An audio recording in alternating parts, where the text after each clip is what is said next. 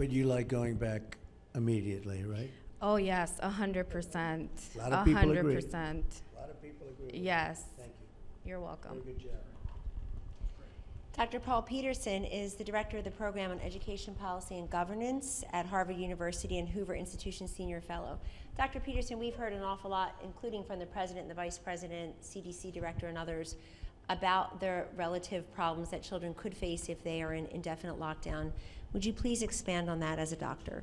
Well, we know that if for every year that you spend in school, in the future, you will earn 10% more in lifetime earnings. So if we lock down schools for a year, we assign this generation of students to a 10% earning loss in the rest of their life. I mean, this is profound.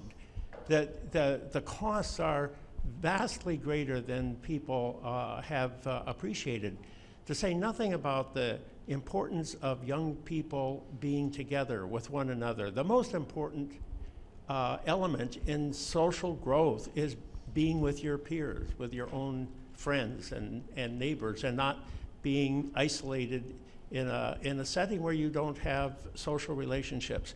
To say nothing of the medical costs of being isolated and not, I remember when I was a child, I had, the teacher said, he can't see, he needs glasses. Well, I've got some new eyes now, so I can see, but yeah, you are told in school what the problems are, and then you can get those problems solved. All those things are out the door if you're not in school. So sitting in isolation with a computer, looking at a laptop, is not the same as being out there in the real world? At one time, Mr. President, I thought digital learning was the future, but we have learned through this COVID crisis that we haven't got digital learning to the point where you can really engage young people. They've got to be in that classroom. They have to be with their peers. So if you're a presidential candidate and you're sitting in a basement and you're looking at a computer, that's not a good thing? Sounds like it would be the same. Well, I won't put you on the spot. I'm not going to put that. you on the Thank you very much. And the concept of every other day seems a little ridiculous, right? If you're going to do it, you do it. If you're not going to do it, the concept of going back, even from a management standpoint from the school, every other day seems very strange. I think the idea is they're going to take half the student body on A days and half the student body on B days. And so they can socially distance in the facility doing it that way. And then if you're at home, you'll be watching it on technology. Okay, but you'd rather see them go back, period, right? You'd I would. rather not see that That's at all. right. That's Okay. right. Great job. Thank you very much. What I'd like to do is I'd like to see the money follow the student. If a school is going to be closed and we're giving all of this money on the federal basis to a school, and if a student is going to go to a different school, really at the choice more of the parent, in all fairness, than the student, where you want to go and what school you want to bring the student to, I think the money should follow the student. And that's something that we want to do. We're having a hard time with the Democrats. They want the money to follow the union, to be honest. It's very simple. Give it to the union. But the fact is, give it to dues, because the union people are fantastic people in there. But the people that run the union, it's disgraceful, and the dues that they charge the teachers, and that's what it's all about. So I would like the money to follow the student, and this way you can make your own choice. If the school is closed, why are we paying? If a school is closed, why are we paying the school? I'd rather give it to the student, the parents, and you do your own thing. And to me, it makes a lot of sense. It is interesting because one thing we've learned during this horror show of the China plague is that virtual is not as good as being there. Virtual is just not the same thing. And for a long time, we've been hearing how great it would be, how great it would be. Well, we've had the ultimate sample, right?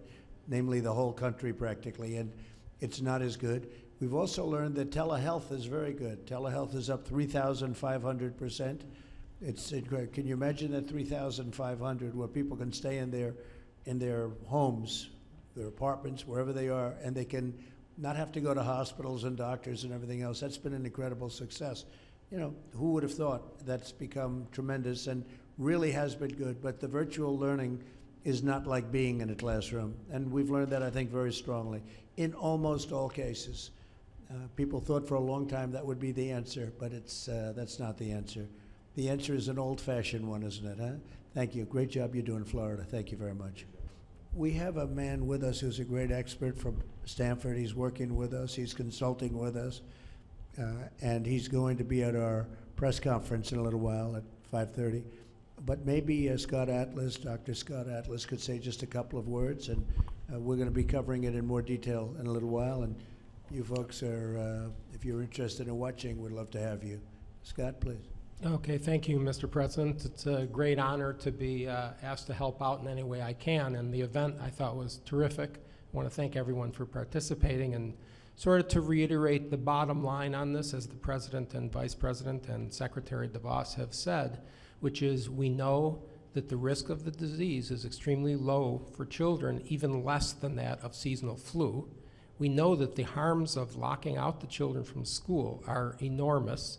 And we also know, as we all would agree, that educating America's children is right at the top of the list for our nation's priorities. So I thank the President and everyone here for acknowledging these truths and to get kids back to school safely.